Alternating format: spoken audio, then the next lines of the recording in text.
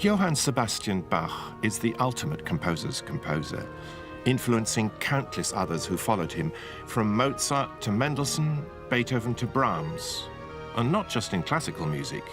From Duke Ellington to the Beatles, musicians in jazz and pop have also fallen under his spell and learnt from his techniques. Bach is still the benchmark, a musical gold standard. We know very little about Bach's life. There are only a few facts to go on, and our image of him is skewed by statues and paintings of a stern, forbidding figure in a frock coat and a powdered wig. But then there's the music.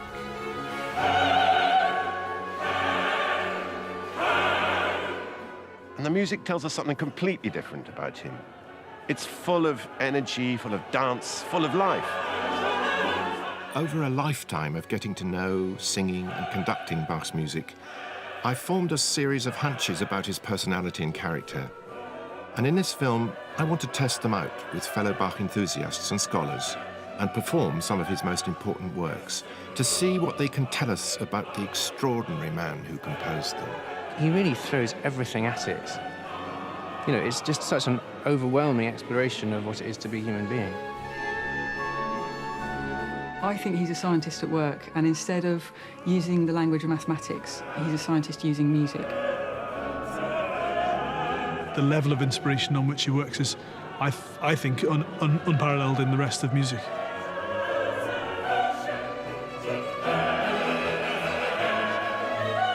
Such splendour and wonderfulness that on its own would convince me that there was a God if I felt inclined to take that conclusion from it.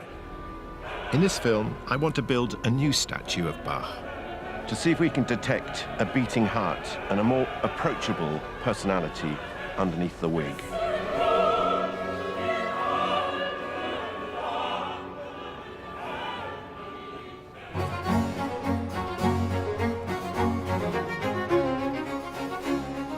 My own engagement with Bach began as a small child growing up on a farm in Dorset.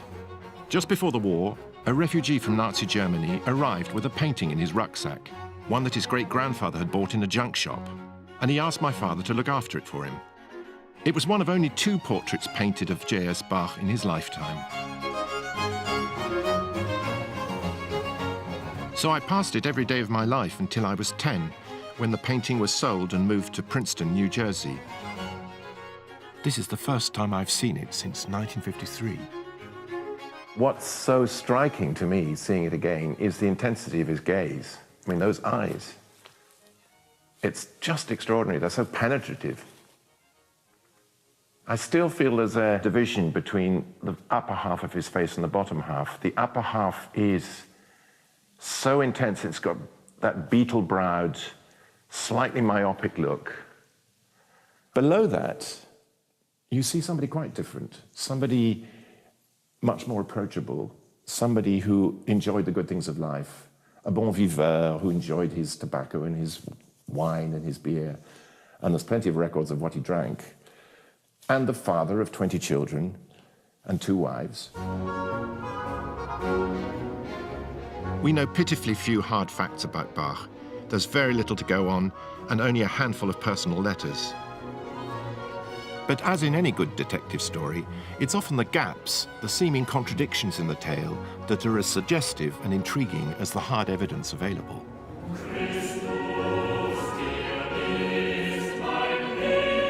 We do know that Johann Sebastian was born on the 21st of March, 1685, in Eisenach, in the middle of modern-day Germany.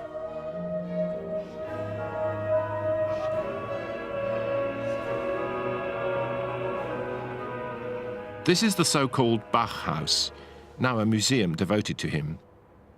Until recently, it billed itself as the house where Bach was born and where he grew up. We now know that's definitely not the case. As with so much of his life, exactly where Bach was born remains a mystery.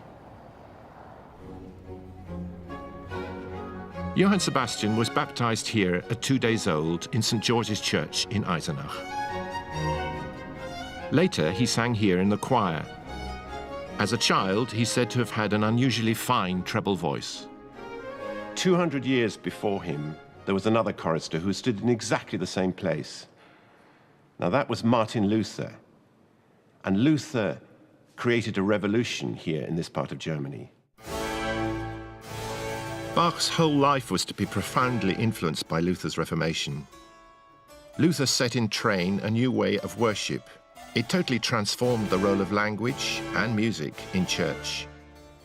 Bach's own music was filtered through his strongly held Lutheran beliefs and upbringing. Luther preached his Reformation here in the Georgenkirche in 1521, and then he disappeared. Actually, he hadn't gone far. In fact, in the greatest of secrecy, Luther was in hiding up here in the Wartburg, the imposing castle that looms above the town of Eisenach.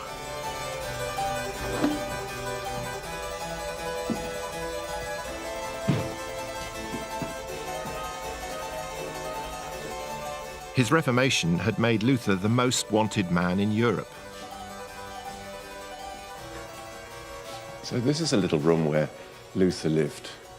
For 10 months here, he was holed up, imprisoned really for his own good, because he was on the run from the Pope, from the Emperor. He was desperately constipated. The Lord has struck me in the rear, he said. And he thought that the devil was pelting him with walnuts from the ceiling.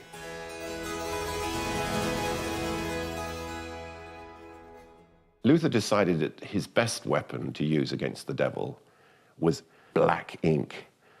And in a matter of weeks, he sat down at this desk and he wrote a translation from the Greek of the New Testament. And it wasn't just in any old German. He decided that he needed to amalgamate 18 different dialects. And in effect, he established the roots of the German language as we know it.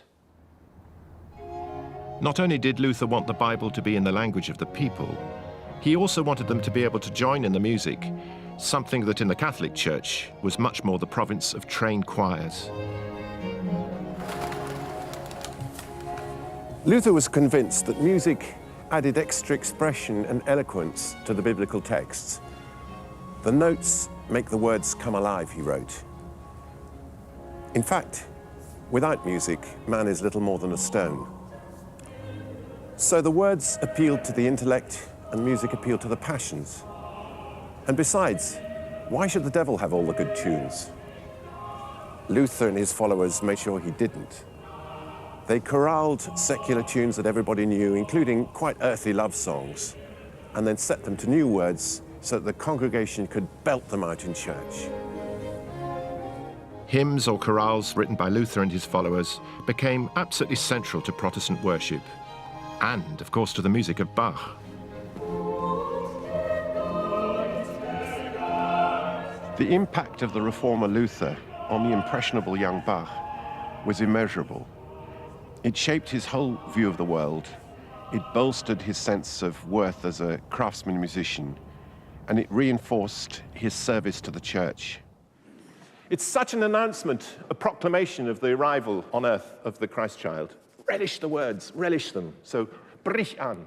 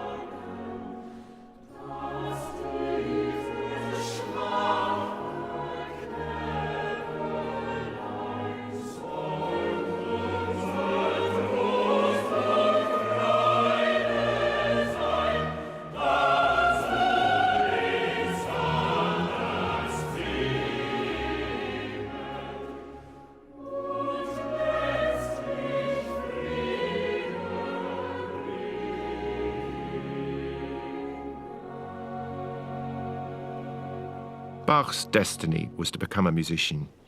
Music was the family business. In this part of Germany, in the heart of the Thuringian forest, the Bach family were thick on the ground, and they provided a support system to each other, and they carved up the different roles of organist and cantor and Hausmann, which is the head of the local wind band, between them. And in fact, they became almost so important here that the word Bach and musician became synonymous.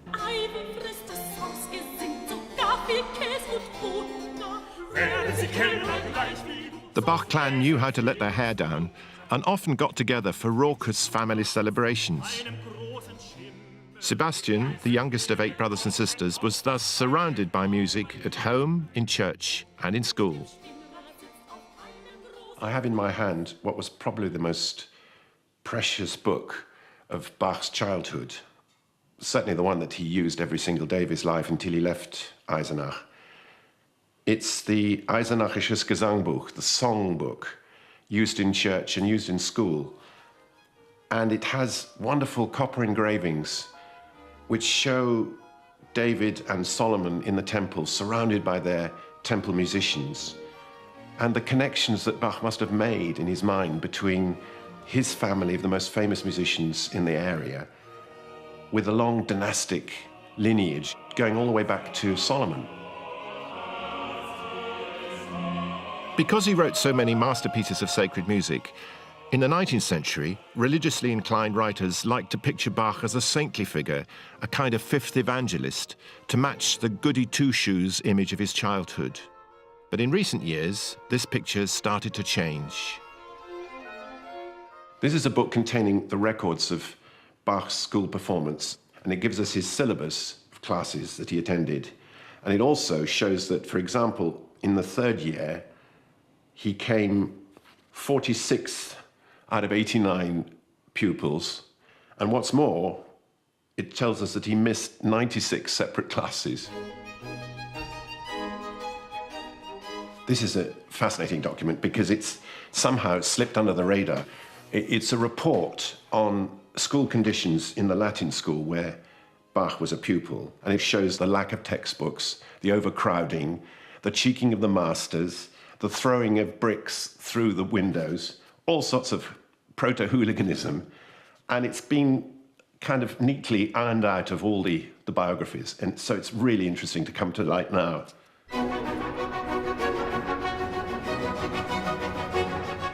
Since the fall of the Berlin Wall and the reunification of Germany, more documents have come to light that greatly enhance our knowledge of Bach.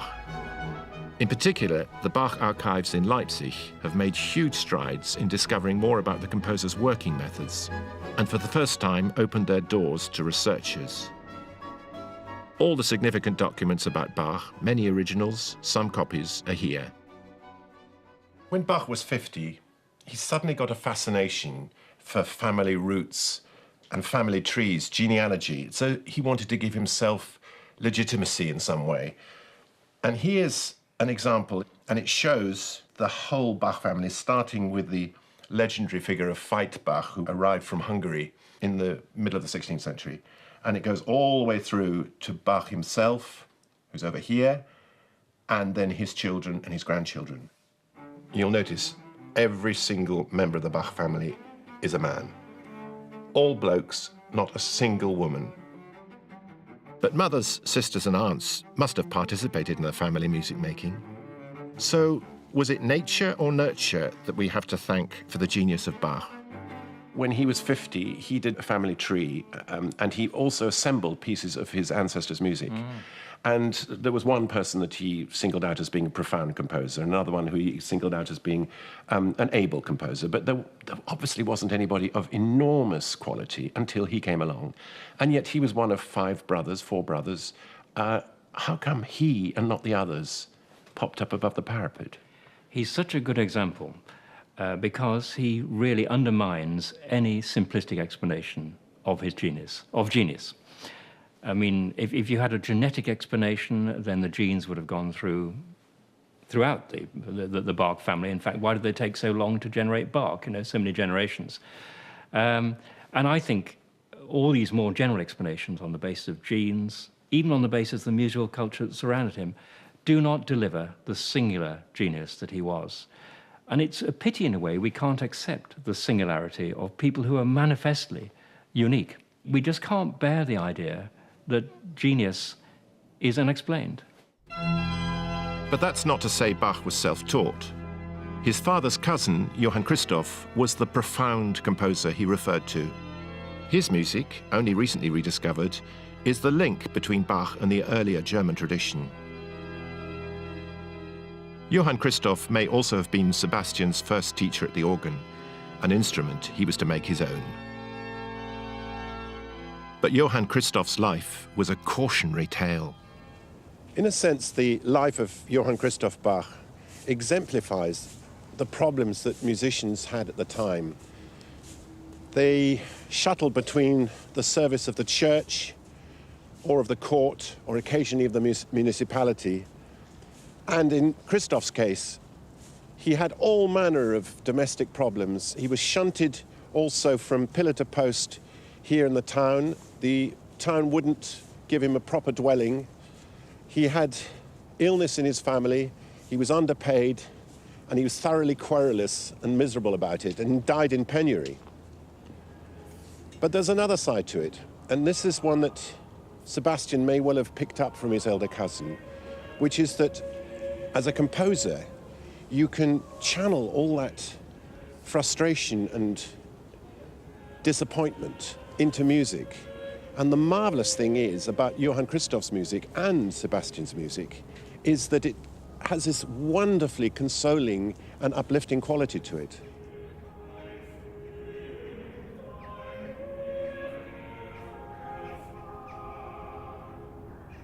Most of all, Bach's music offers us balm and comfort in bereavement. The subject of death appears again and again throughout his music, as it did in his own life. This is the town cemetery, and Eisenach's old city walls are here on the right, and just beyond it is the school where Bach went, the old Dominican cloister. And somewhere here, in unmarked graves, are those of his parents, Elizabeth and Ambrosius. Elizabeth died when Bach was scarcely 9 years old, and then 9 months later, his father Ambrosius died as well. And Bach, as the youngest son and a member of the local parish choir, had to witness the whole event and sing while the ceremony was going on and the slow tolling of the bell. And as the coffin was lowered into the grave, he and his fellow choristers sang Luther's words, "Mitten wir im Leben sind," in the midst of life, we're in death. His whole world must have collapsed. His first wife was to die at the age of just 35. Even in an age of high infant mortality, of his 20 children, only 10 were to reach adulthood.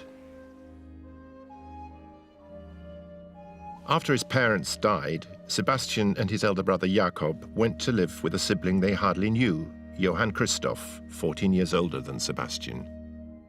He was the church organist at Ohrdruf, only 30 miles up the road, but it could have been a world away. I've come across documents in the local archives that show that conditions in Sebastian's school in Ohrdruf were every bit as deplorable as in the one he'd left behind in Eisenach. Ruffianism and loutish behavior were rife here too, and there was a sadistic teacher. But curiously, Bach's grades improved. Bach was the youngest son of quite a big family, and then suddenly he lost both parents before his 10th birthday, and he then went to live with his elder brother. How much of a trauma can that have been for him? What you're describing is a triple bereavement. There's losing the parents, there's losing the home, new town, new place. I'd say that is pretty difficult for any child. We do have a lot of research showing that this kind of early bereavement and uprooting can scar people for life. Do you think his school grades are relevant and interesting here? Because when he was in Eisenach, when he was still with his parents, he played truant an awful lot. After he moves into his elder brother's house, his school grades rocket. They go way up. So there's a big change there. Do you think that's to do with the orphanhood? Again, I'm speculating, but what I'm hearing here is that there was a horrible, horrible environment in the school, but maybe there was a little bit of protection from the home. Then he loses the home. So now the whole world is a dog-eat-dog situation. There's only one person he can rely on, and that's himself, which would explain why he has to be good at school now, doesn't he? He has to, because basically, if you show weakness, if you are weak, you suffer and you go under. At the age of 15, Bach was awarded a singing scholarship at a school in Lüneburg, 230 miles to the north. He walked the whole way with a school friend, Georg Erdmann, who would re-enter the Bach story 30 years later.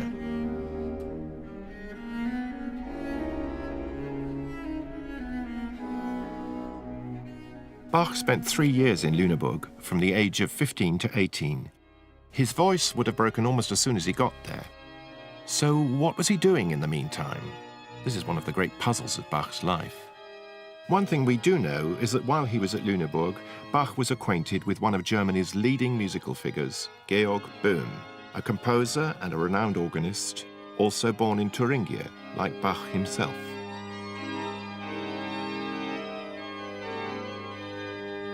This is a letter that Carl Philipp Emanuel wrote to Bach's first biographer, Johann Nicholas Forkel, telling him all the bits and pieces that he could remember about his father. And the particularly interesting thing here is when he refers to his former teacher, Georg Böhm, he crosses it out. Why, having written that Böhm was his father's teacher, did Emanuel think better of it and erase the reference? In 2005, a suggestive new clue came to light. Some leaves of organ tablature, for many years wrongly catalogued in a German library, were rediscovered by Leipzig Bach archivist Michael Maul. When I read the Latin phrase at the end of the manuscript, copied after a manuscript of Georg Böhm in the year of 1700 in Lüneburg. And I know one person who was in 1700 in Lüneburg and was very interested in very good organ music, and that's the young J.S. Bach. After comparing the manuscript with the other examples, we can be absolutely sure that no one else than Bach is the writer of these manuscripts. I mean, this is the missing piece in the puzzle, isn't it? Yeah. Because it says that he wrote this on paper belonging to Georg Böhm. So he went and maybe became a student or an apprentice to Georg Böhm. Yes. And under his supervision wrote out this very difficult piece, which proves that he played this music. So he was already a virtuoso.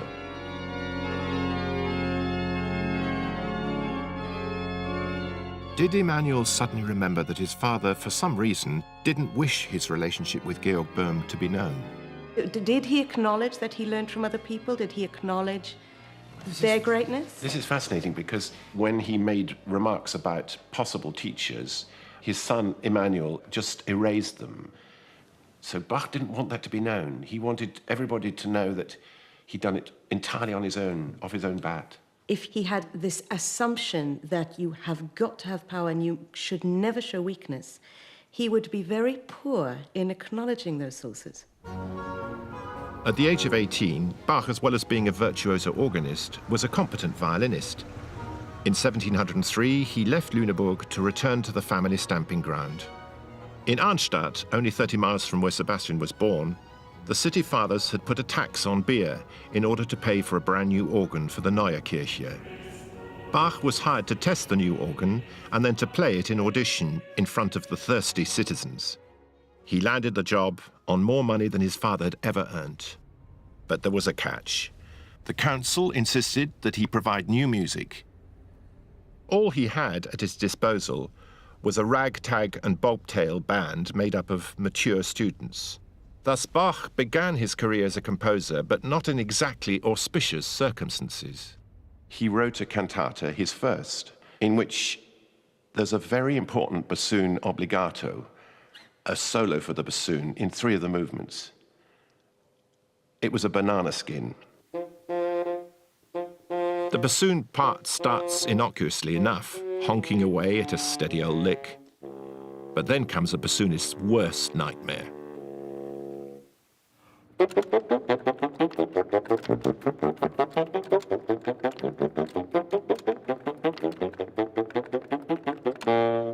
within the space of about 2.5 bars, he sends the bassoon through a whole list of different keys involving very, very, very complicated fingerings. Deliberately or not, Bach had set a trap for his resident bassoonist. He was writing for a fellow called Bach, who, in rehearsal, made a complete hash of it. And Bach was exasperated to the point when he called him a Zippelfagottist, which can be translated variously as a nanny goat bassoon or a greenhorn bassoon. But in reality, Bach was calling him a prick. Yet another translation is bassoonist breaking wind after eating a green onion. However Bach understood the term, he didn't like what he was hearing. The insult clearly rankled, and Bach plotted his revenge.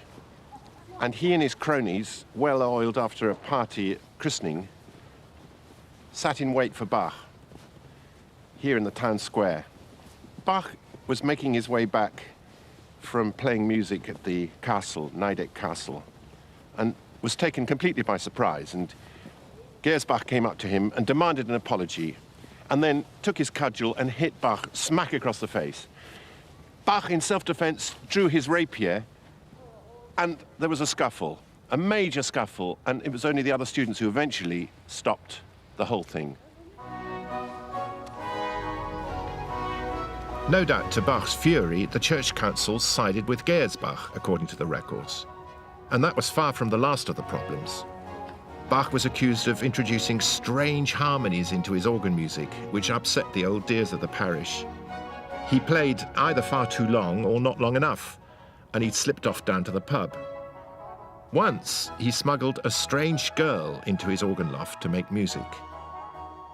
The final straw came when he asked for 4 weeks' leave to visit the renowned organist Buxtehude, walking the whole 260 miles up to Lübeck. In fact, he was away 4 months, not 4 weeks, and was airily dismissive when he was asked to explain himself. What we now see is patterns of behavior that had their origins in the unhealthy environment of his early schooling, first in Eisenach and then in Ohrdruf.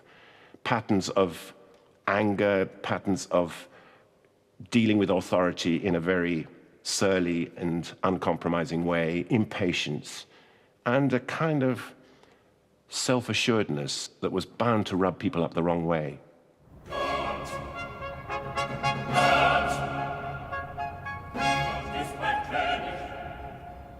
Bach is commemorated in Arnstadt by this curious recent statue in Jack the Lad pose, perhaps in a nod to his feisty and fractious stay here.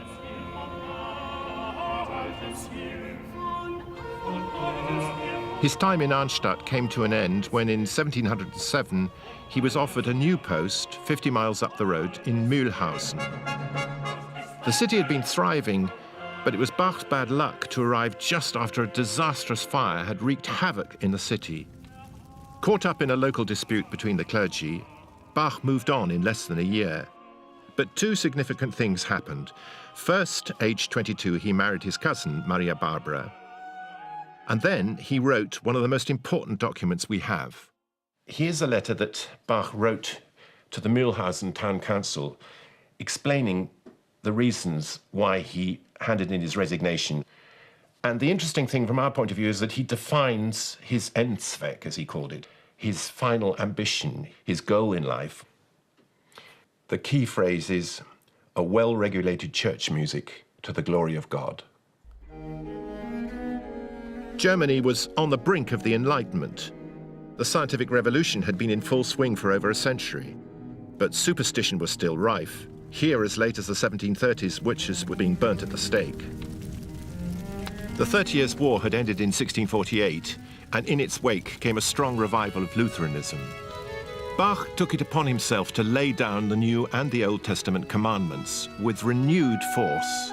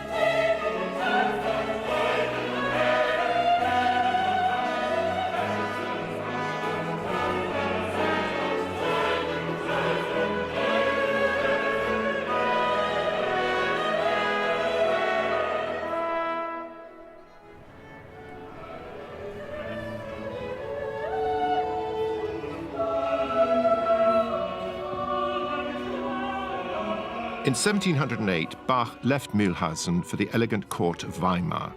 This was a real turning point. For the first time in his life, he was able to call on good quality musicians. But as so often in his career, there was a snag. In fact, there were two of them. Weimar was ruled by a pair of dukes, an uncle and nephew team. It was a recipe for disaster. The musicians were employed by both, but the uncle made it known to the musicians that if they played for his nephew, they would be liable to be flogged, dismissed out of hand. In fact, there was one poor horn player who was dismissed on the spot, flogged, and then eventually hung as an example, terrible example to all the other musicians what would happen if they stepped out of line.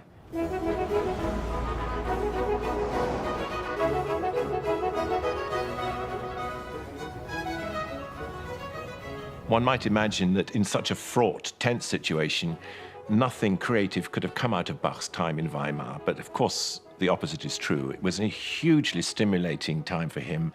His first encounter with the Italian music of Vivaldi and of Corelli and so on. And from Bach's own compositional activity, it was an enormously important time. We got the beginnings of his really, really important keyboard works. And not only that, his cantatas, amazing cantatas that he started to write for Weimar, for the Kapelle, and performed up in the Himmelsburg.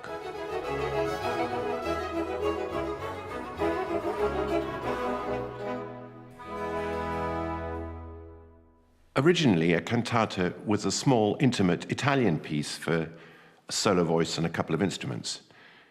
But soon it was taken over by German composers in the century before Bach, and was associated with the Lutheran liturgy. But by the time Bach came along, it had grown into something almost gargantuan. His 200 pieces last anything from 25 to 30 minutes each, occupied a place somewhere between the reading of the lesson and the sermon, and they reflected the theme of the day, as it were. You pity the unfortunate preacher who had to follow music as eloquent as this.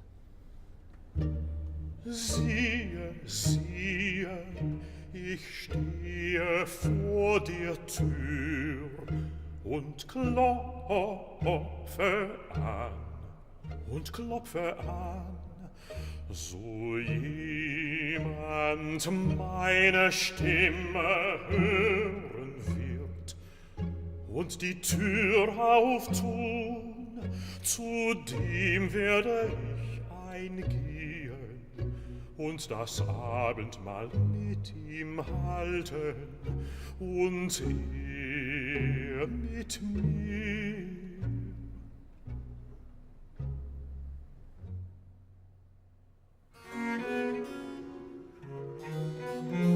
Bach demonstrates his fantastic ability to set a scene. In this case, Jesus knocking at the door of the human heart.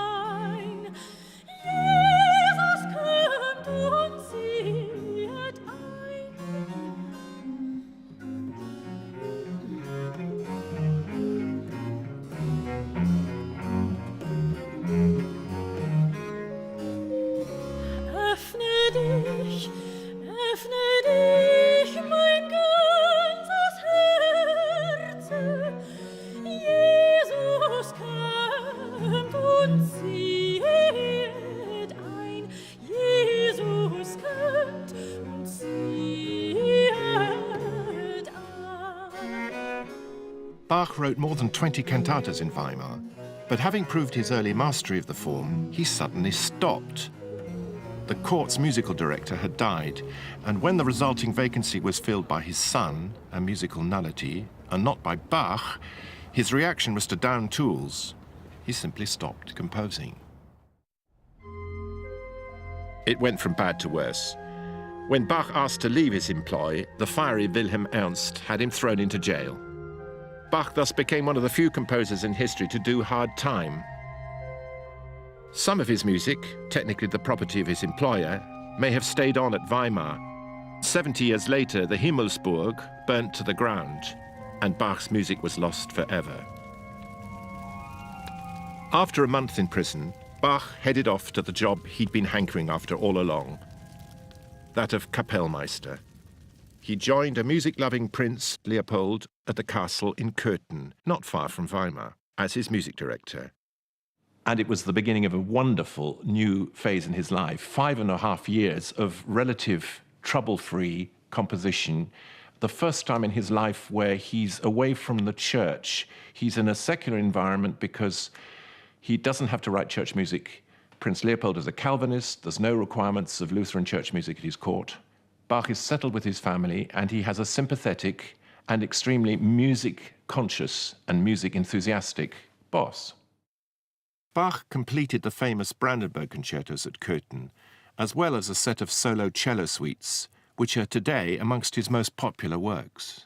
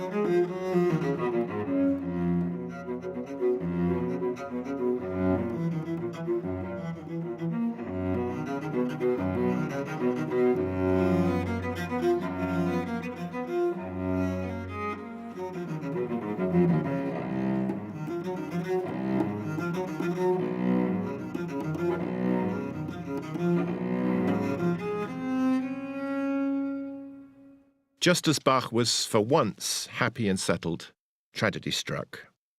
While he was on a trip to Bohemia with the prince, the only time Bach ever left Germany, his wife, Maria Barbara, died unexpectedly and was buried before he returned and could be told of her death. Their marriage seems to have been a happy one, and this sudden bereavement was another crushing blow for Bach. No one knew better than he how terrifyingly unpredictable an assignation with death could be. Menschenkind. Oh Menschenkind, hör auf geschwind, hör auf geschwind, hör auf. Geschwind, geschwind, die sind zu lieb.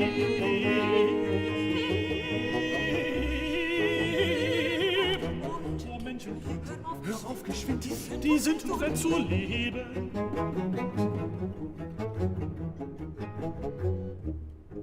A year and a half after his first wife died, Bach married Anna Magdalena, a professional singer at the Köthen court, 16 years his junior. She was to bear him another 13 children, 7 of whom died in infancy. For his new wife, and at her request, Bach gathered together the music of the Anna Magdalena notebooks. Also at Köthen, he began the 48 preludes and fugues of the well-tempered clavier. It's typical of Bach that to test out a new tuning system, he wrote 2 pieces for each key, major and minor. For me, the driving thing for Bach, I think, must have been this obsessive rigour.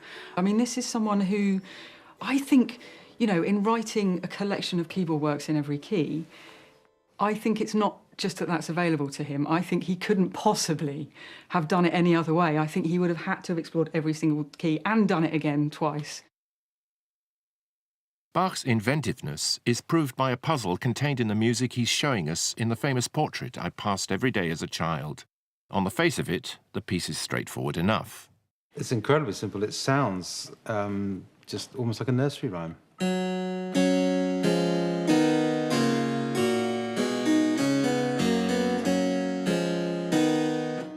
But that's the version that we see as he shows it to us in the portrait. But from his perspective, what do we see?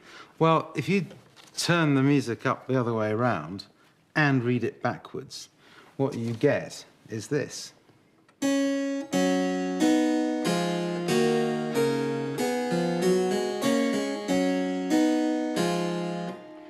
In other words, what's in my head and what you see and what you hear are two different things. Yeah, I think he's got like a secret smile, and he's not quite looking at it, is he? It's like he knows something that we don't.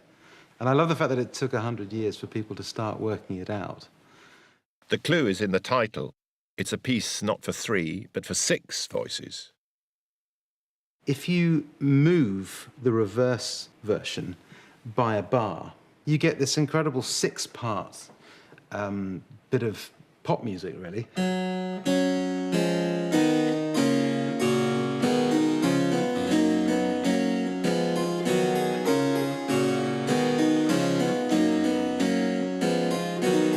It's so simple, so complex. Do you subscribe to the view that a lot of his music is numerological, that it is reflecting not simply just his own name, but actually that he, as a starting mechanism, would rule the paper and measure out the number of bars that he was actually going to use? Or is that just baloney? I think it was a hugely creative structural mechanism for him, but that was an intuition that he had around numbers and the appeal of numbers for him. And I think he had an almost obsessive enjoyment of pattern, which for me is the mark of a scientist as well. Scientists look for and respond to pattern in nature, and when they find it, they try and categorise it and put rules around it, and then they try and break the rules, and that's the fun bit, is playing with the pattern that they find. And I think it's an intuition that he has, not as a mathematician as such, but more broadly as a scientist. In his own lifetime, Bach was far more famous as a performer than as a composer. He wrote many pieces for the organ, an instrument on which he was renowned as an improviser of genius. He also stretched the boundaries of another instrument he himself performed on, writing a series of solo dance suites for the violin. They are light years ahead of anything that was written for the solo violin ever before. He just takes the violin to into a different realm, and asks from the violin to do very un-violinistic things, like triple stops, quadruple stops, polyphonic writing, fugues. You know, fugues were written for harpsichords and for organs and for orchestras, but not for one solo violin.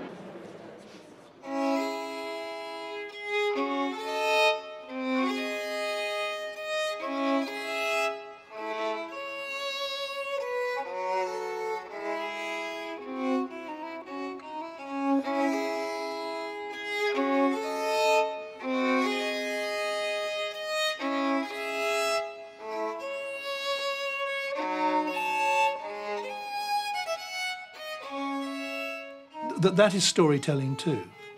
It's a story, if you like, about 4 notes, about D, C, B flat and A. But it's also a soliloquy. It's a very dramatic argument in a similar way to Hamlet's To Be or Not to Be, where you've got a voice arguing with itself and listening to the counter-arguments and arguing with the counter-arguments and speaking against the counter, and so on.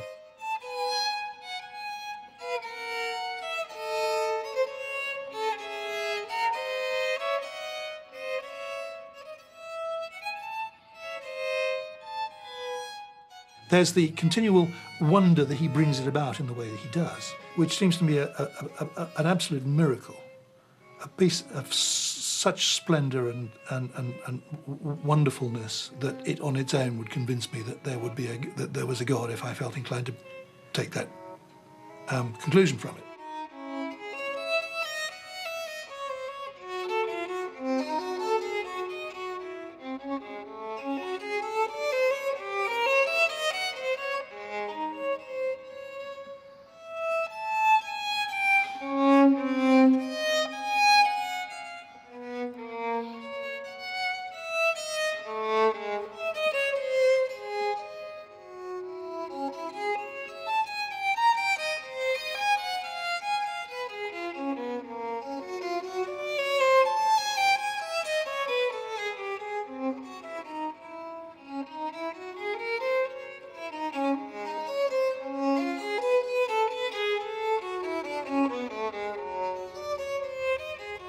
Aged 38, Bach was now at the very peak of his powers.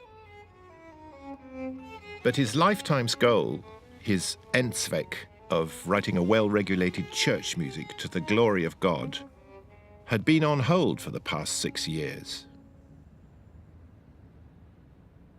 The opportunities for writing church music to a high standard only came to Bach very, very rarely in his life.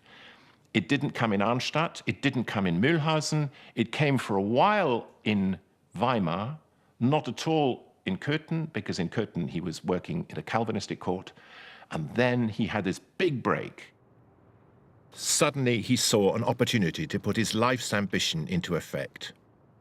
In 1723, there was a vacancy in Leipzig, one of the most important cultural centres in Germany and a thriving cosmopolitan city. Cantor of the Thomasschule, one of the oldest and most prestigious choir schools in Europe, founded in 1212. This was a full-on boys' choir, the younger ones singing treble and alto, the older ones tenor and bass, and playing instruments. It was a great opportunity, but there were problems in plenty awaiting him.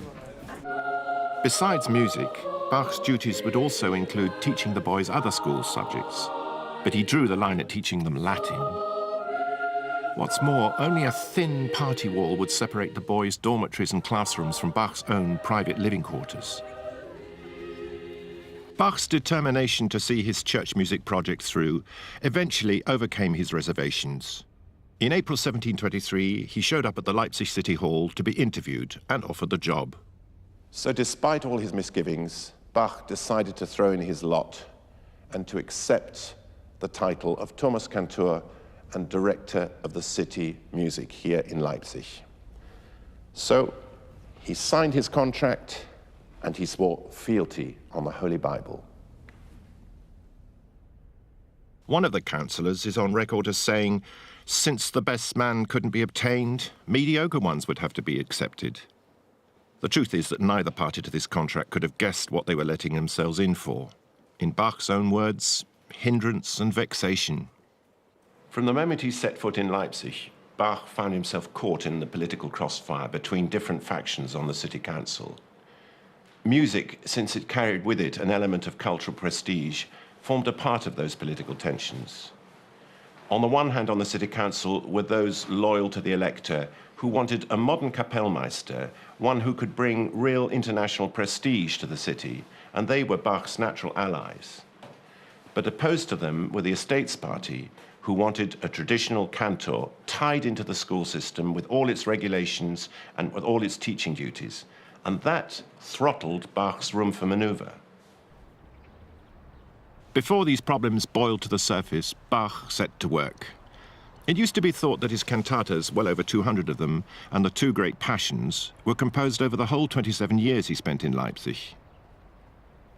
But in the 1950s, an astonishing discovery was made.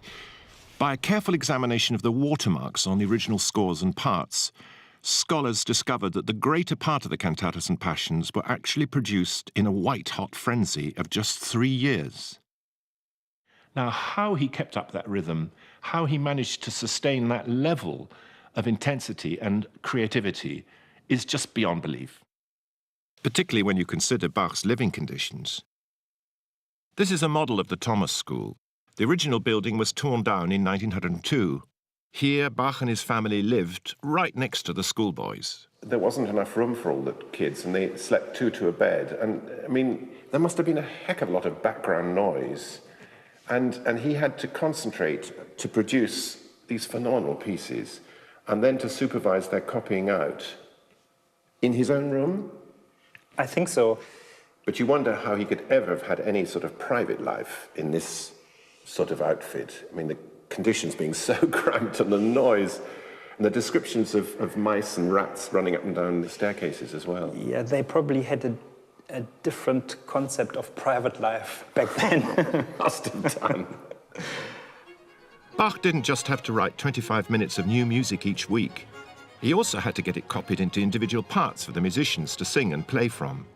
His already cramped lodgings now had to accommodate not just his large family, but also cousins and live-in apprentices to help with the never-ending copying out.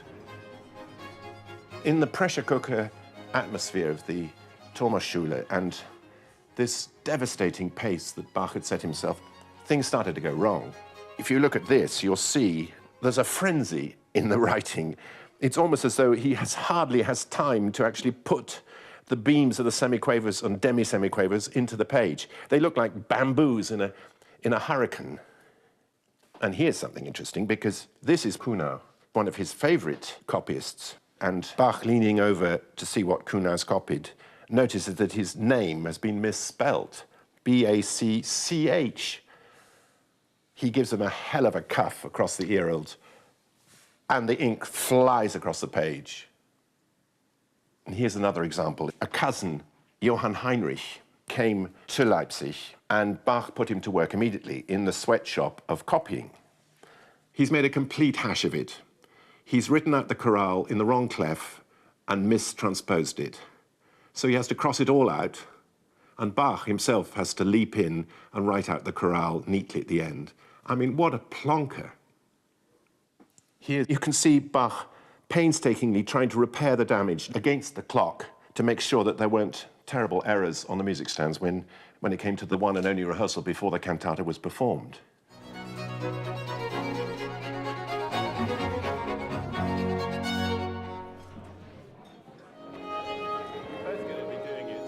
Bach had constantly to adjust his music to the talents and skills of his available musicians.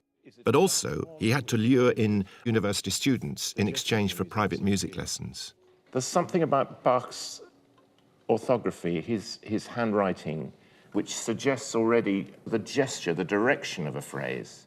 In some cases, Bach was forced to pay for extra musicians from his supplementary earnings, made from playing at weddings and funerals.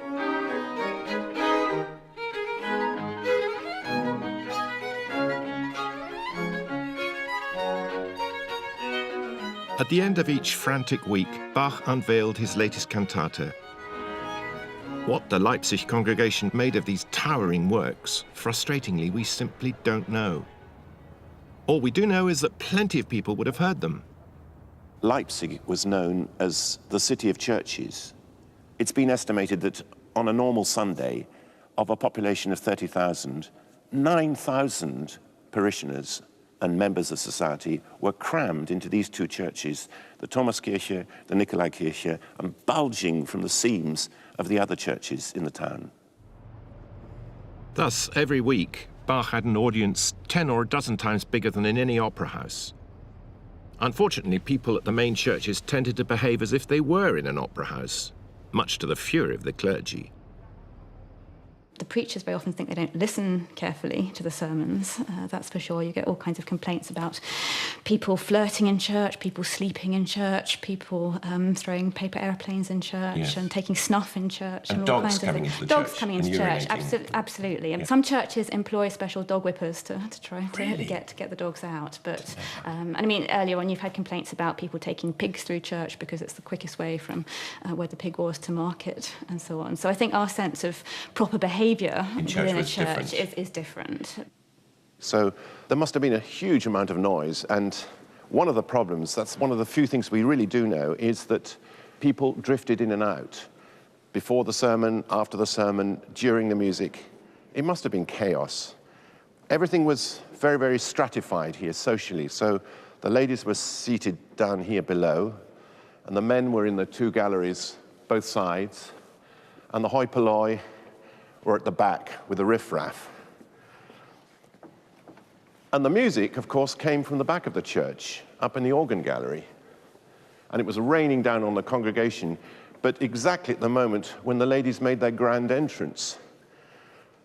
And given the fact this is Germany, there was a huge amount of social greetings, wie geht es Ihnen, gnädige Frau, that sort of thing, while the ladies took their seats and then gazed up adoringly at the preacher about to give his sermon. And the hubbub during Bach's music must have been excruciating. Poor man. This, then, is the congregation who first heard the masterpiece Bach presented at the Nikolaikirche on Good Friday, 1724. It was his first Passion Oratorio, the central jewel of his necklace of cantatas, a musical retelling of the story of Jesus' arrest, trial, and crucifixion. There'd been passions before, but nothing so radical, so complex or as ambitious as Bach's John Passion. He ingeniously blends orchestral and choral writing into a thrilling amalgam of storytelling, meditation and drama. Can I just have the cello and bass, please? Now, viola start. Bar 1. That's okay. Now, can we just add the violins, please? And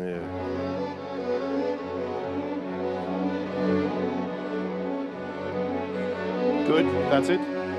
Right, thank you. And just flutes and oboes, please. And 1.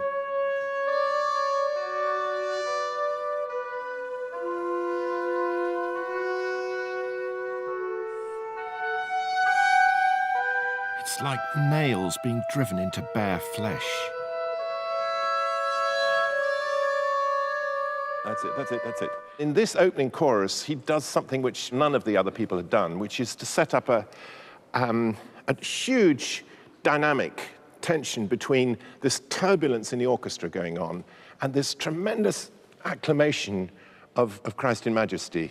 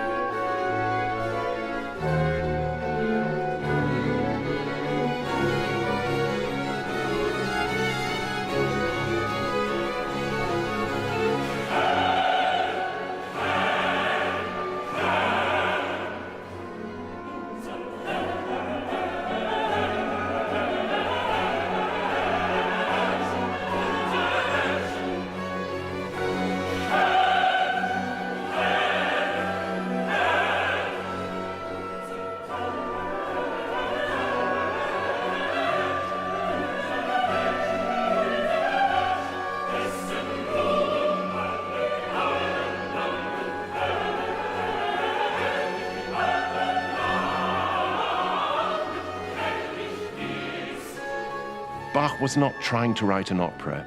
Bach's purpose was to draw the listener in, to recreate in front of their ears and eyes the drama of Christ's crucifixion. And his St. John Passion is an extraordinary amalgam of theology and music, religion and politics, drama and wonderful presentation of storytelling. So we sense the tension that's already in St. John's Gospel, that between light and darkness, between sin and good work, and faith and doubt.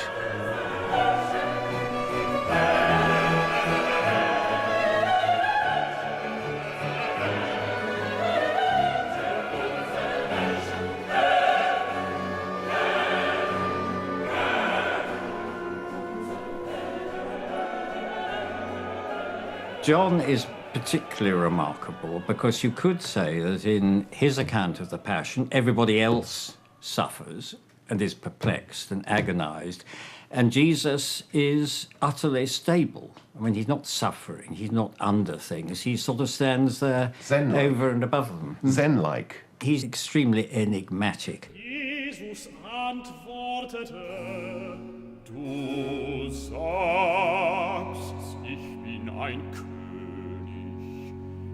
Ich bin dazu geboren und in die Welt kommen, dass ich die Wahrheit zeugen soll. Wer aus der Wahrheit ist, der höret meine Stimme. I mean, in the middle, you have Christ's sacrifice. in which he takes upon himself human sin and gives people back grace. That's in the middle. And then on one side of that, there are the individuals in the text, particularly Pilate. Then on either side of that, there is community. There's the mad community. The mob. Of the chorus, the mob, hysterical, paranoid, utterly deranged, really. On the other side is the present community, which is in order and sings these sculptural, monumental chorales. So there you have, as you say, ticks all the boxes. He includes the whole thing, the whole human thing, individual, social. And it's a reflection of Lutheran ordered society. It is.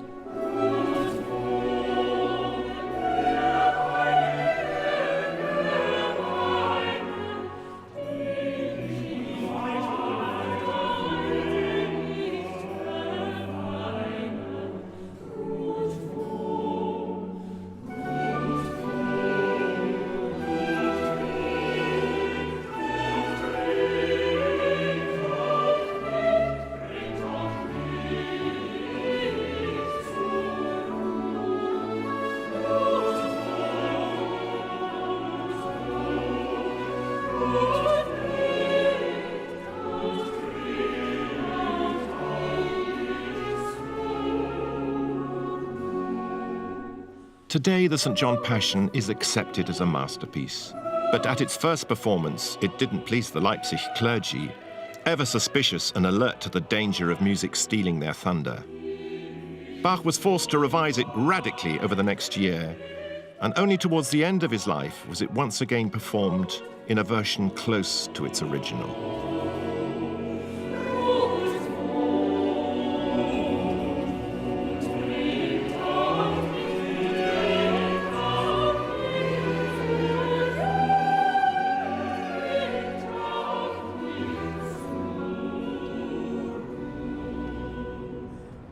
Without so much as a break, Bach began another round of cantatas. This time the cycle was based on iconic chorales, and Bach had to write a new work each week. The cycle is breathtaking in the variety of its moods, intensely serious at one moment, cheeky at the next.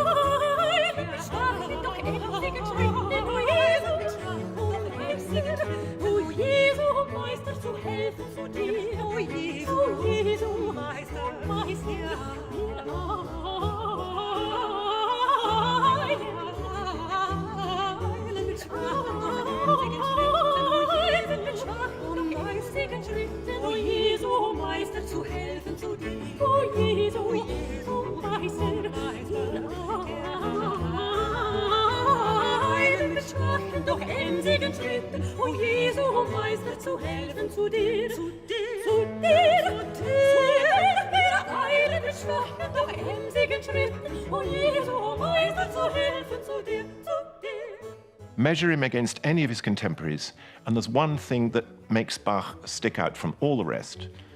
He didn't write an opera, not a single opera. And yet, at the time, opera was really the gold currency. It was the thing that established careers. It brought with it fame, it brought with it success, it brought with it a lot of money. And Bach would have none of that. In fact, he talked rather disparagingly of those little ditties that you could hear at the Dresden Opera.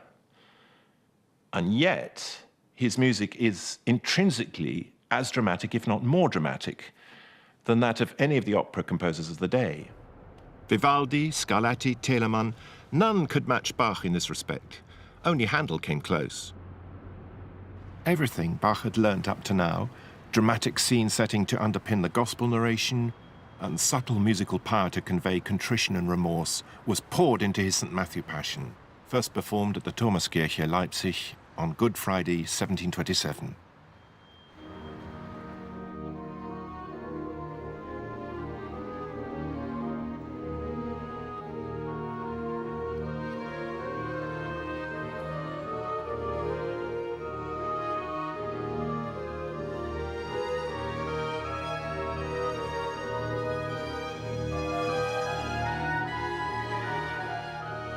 The St. Matthew Passion is even more atmospheric than the St. John. Lasting around 2.5 hours, it's even more monumental in scale, with a double choir and a double orchestra.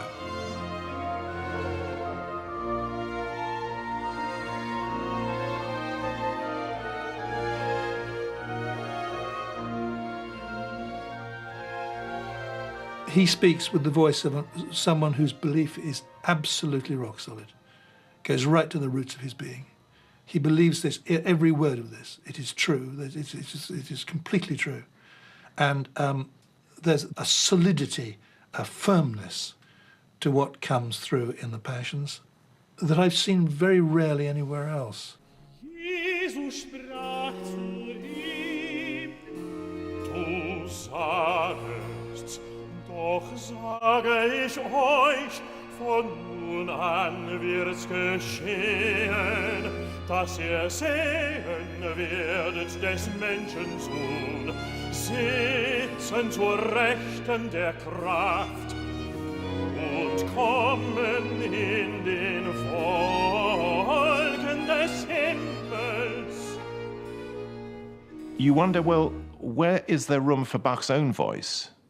It's difficult to answer, but I feel there are moments, there are chinks in the drama where you feel that Bach himself is very much present and very much making the decisions.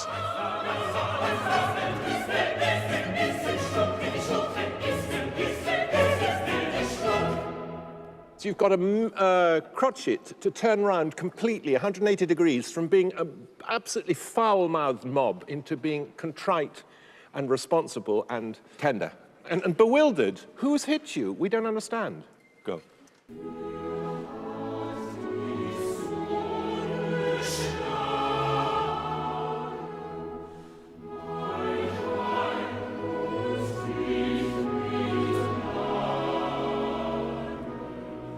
The choir have to switch into being the community, the believers. And it's in that moment that I feel Bach is saying, this suffering is unbearable. We have to stop it. We have to show our sense of moral outrage.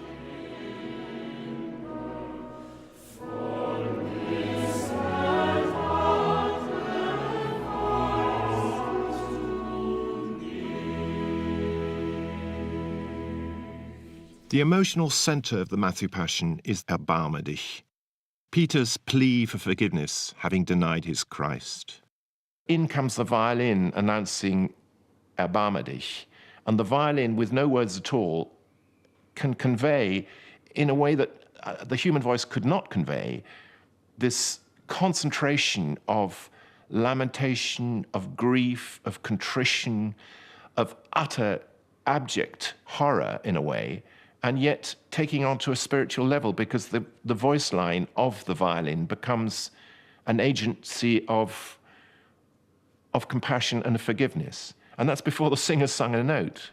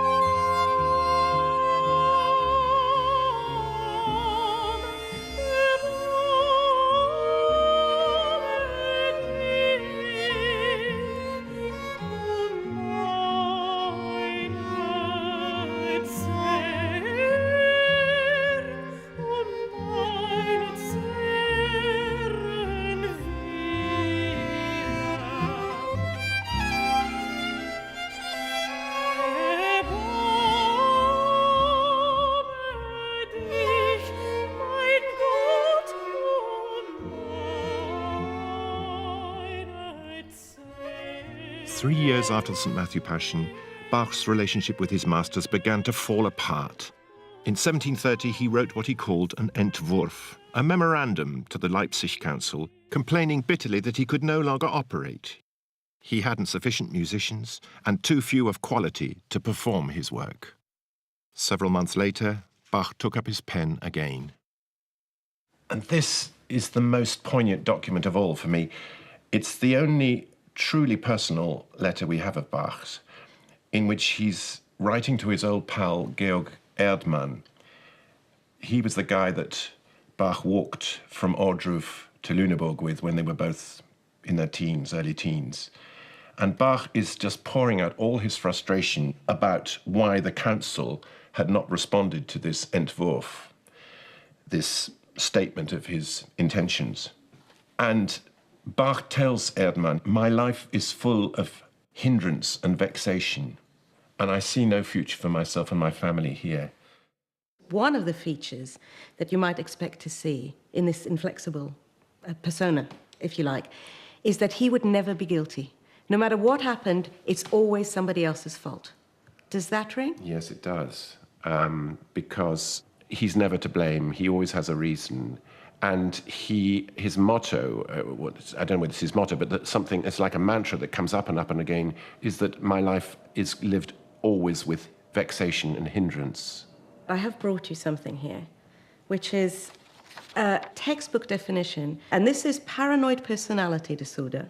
And these are the characteristics: pervasive suspicion of others, distrusting their motives, others seen as deliberately demeaning or threatening, constantly expect to be harmed or exploited, very sensitive to perceived slights, fear and avoidance of anything that could make them feel or seem weak.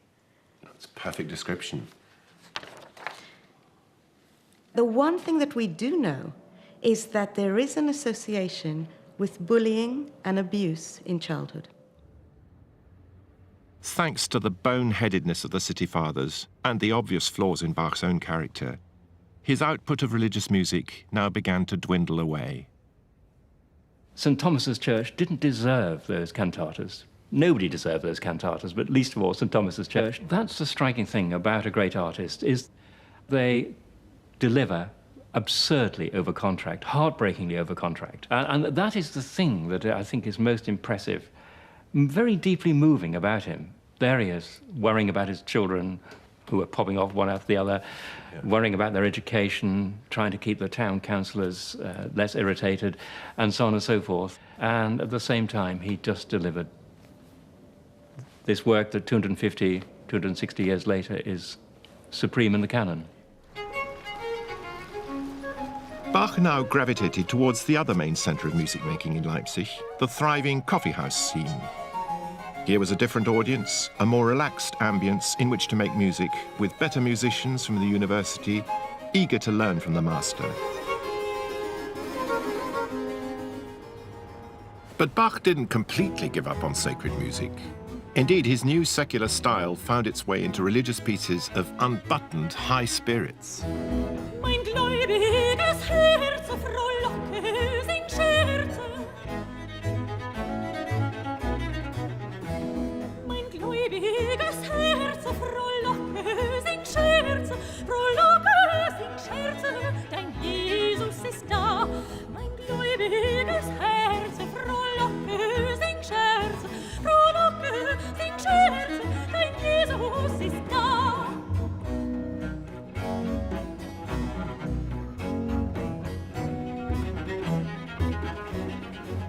Throughout his life, Bach had much more than his fair share of heartbreak. That direct experience of personal grief comes over in his music, but never in a saccharine or morbid way, but as consoling, soothing, uplifting. In many ways, you can imagine he's creating a lullaby for himself, which again becomes a lullaby for all of us, a profound lullaby, which comforts him, and through him comforts us. Es ist vollbracht. Es ist vollbracht. Das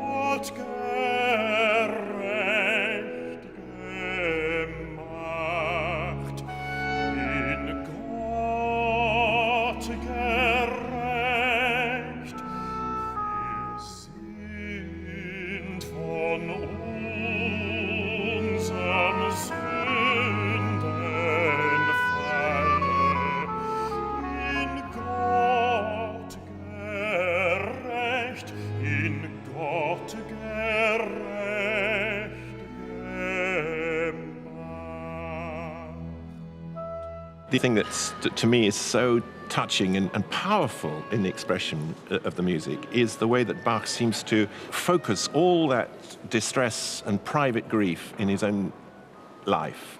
The loss of parents, the loss of children, the loss of a wife, always the difficulties that he was experiencing. And yet the music that comes out of it is so ineffably consoling and nowadays we look at this, the texts, and with this constant longing for death, this anticipation with joy of one's final demise, it seems bizarre to us, and yet it's with the as you say, Bach's private grief, it was commonplace. Everybody's private grief. Absolutely. Everybody was losing their families, their babies, their wives, and you know, this is surely the prime purpose of religion at that time was to give a consolation in the face of this baffling reality. With his disagreements with the council dragging on and on, Bach now had a new power struggle, this time with the headmaster of the Thomas School, who was bitterly opposed to all the emphasis on music in school. In Bach's desire to put an end to his woes in Leipzig, we find the origins of one late religious masterpiece, the B minor Mass. Just try and think how different this is from Messiah. I mean, Messiah, you've got the angels wafting in on a cloud, and they come in and they sing and then they disappear all very gently. Here, it's a stomp. It's much more kind of Bruegel than Botticelli. It's not whiffy-waffy at all. Okay, off we go. Yep.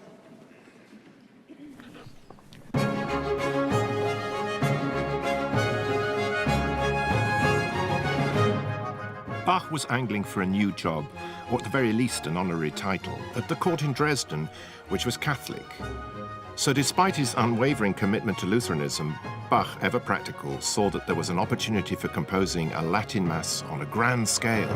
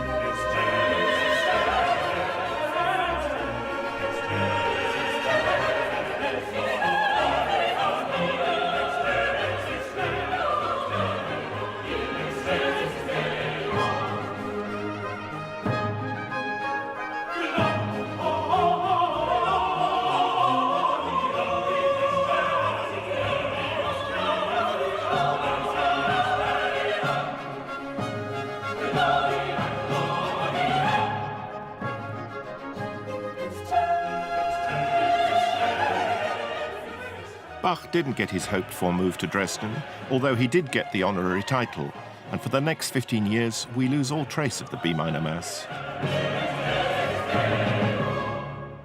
And then suddenly we have a Missa Tota, a complete Catholic Mass, with the magnificent credo and the wonderful Agnus Dei and the touching way it ends with the Dona Nobis Pacem. This was Bach's compendium of all the styles since he was a young composer, up to the most recent music that he composed. It was his version of Ars Perfecta, of art perfected. I mean, this is Bach at his most playful, most jazzy, and most exotic, and it's ebullient. And that's what we need to feel, because there's something really folky about this music. See if we can get that through. Come.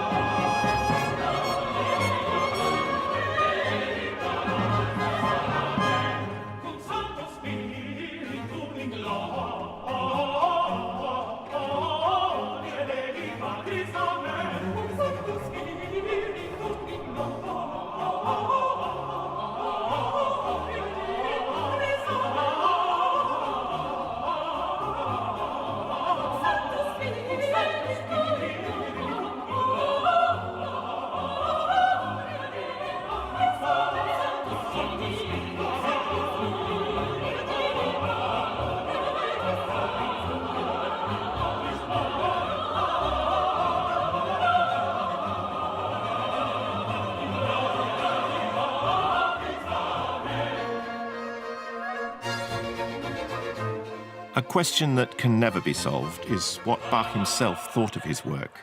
But we do have one clue that suggests he saw himself and his music as inextricably linked. He loves inscribing his own name, B-A-C-H, the family name, into his music in all sorts of contexts. And you can only do that in German because H doesn't exist in English. You know, it's not a note on the piano. But in German, B is B flat, isn't it? A, C, B natural, which is H. So that's the little kind of family motto that's in there.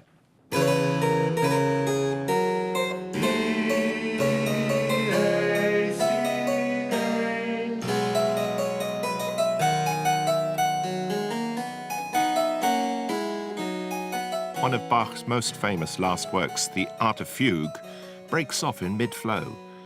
The reasons why this happened have long been debated. I thought what we'd do is actually go just from where he inscribes his own name, B-A-C-H, because that's what's so extraordinary about this piece, is that he finds a way halfway through this whole composition to put his name in and then to develop it. So we've got two fugues going on, and then suddenly it comes to an abrupt halt. And according to Carl Philipp Emanuel, he stopped then because he died. That was it. It's just chilling. Let's try it.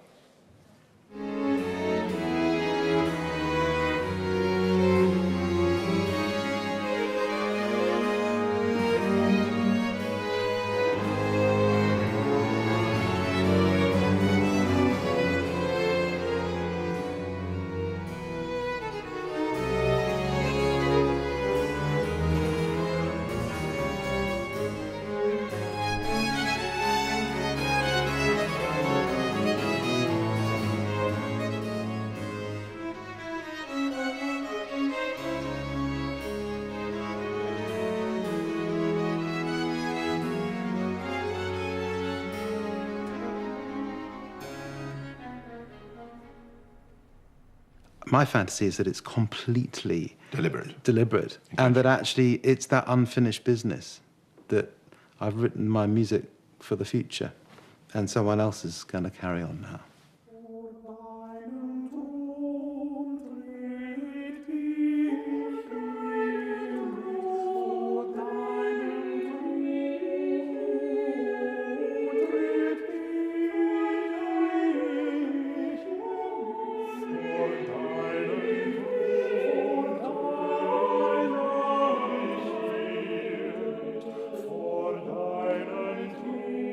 Bach died aged 65 in Leipzig in the Thomasschule on the 28th of July 1750.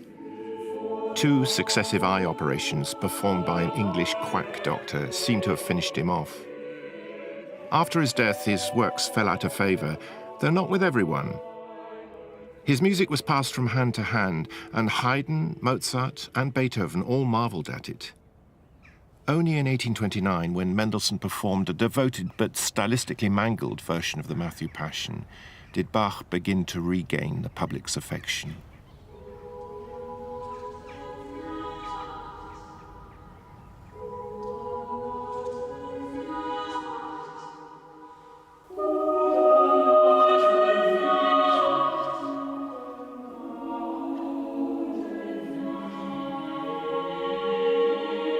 Bach's legacy is assured.